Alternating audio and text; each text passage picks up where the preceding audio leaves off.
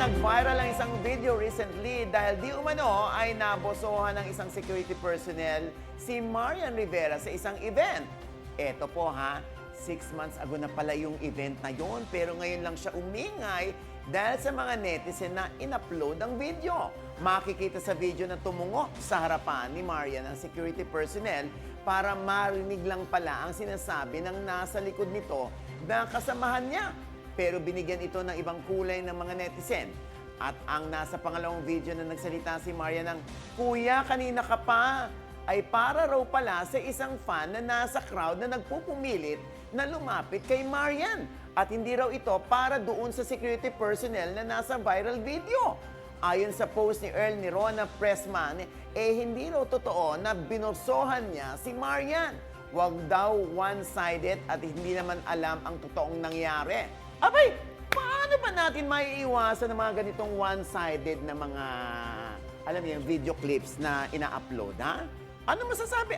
Pero, parang kilala ko to, ah. Kilala mo? Oo. Bakit? Ito yung kasama ko sa May Bukas pa. Di ba may bigasan kami doon ni Arlene Mulak? Ah. Ito yung mga kachismo.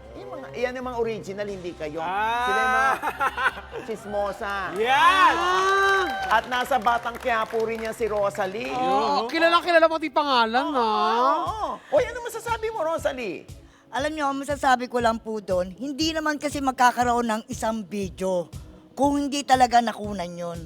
Sa akin kung talagang nagkaroon ng video, dapat talaga parusahan yung security guard na yun kasi may ebidensya may nakuhang video Kayo, maniniwala ba kayo, naggawa-gawa lang ng tao yun, samantalang may nakuhang video? Sa palagay nyo ba? Palaban si Rosalie. Oo. At saka alam mong chismosa siya. John Jegs!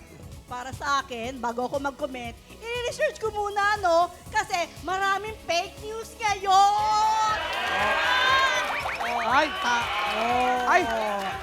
Marami daw fake news ngayon. Yung nga, huwag tayong basta maniniwala kung totoo Hindi, hindi! Mahirap gumawa ng video kung hindi nakunan talaga yon. Ikaw, palagay mo. Mahirap atang gawin yon.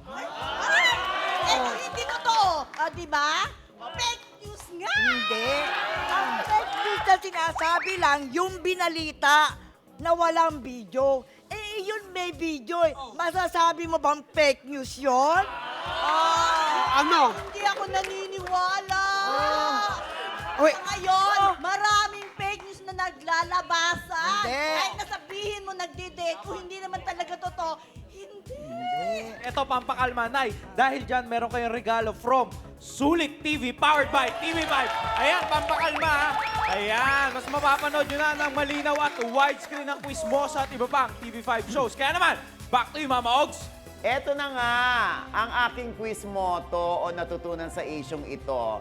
Lagi po tayo mag-iingat sa mga ipinopost natin online. Lalo na't clip lang ho, Madalas kasi nagkukos ng confusion o misunderstanding ang mga video clips na pinopost. Katulad nung kay Dominic Roque at Sue Ramirez, di ba? Naghalikan daw pero yung complete video, nagbeso lang naman ng dalawa. Paano naman kasi ang lapit ng kiss? Oo, ang layo dun sa pisngi. Kaya ang interpretation ng marami talagang dun sa naglip to lip. Oo.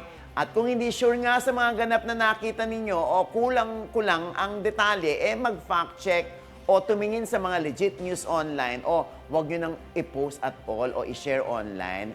Baka kasi mapapahamak pa yung mismong nasa video or picture na nagtatrabaho ng marangal katulad ni Kuya Guard. Kaya lagi natin paalala, think before you click.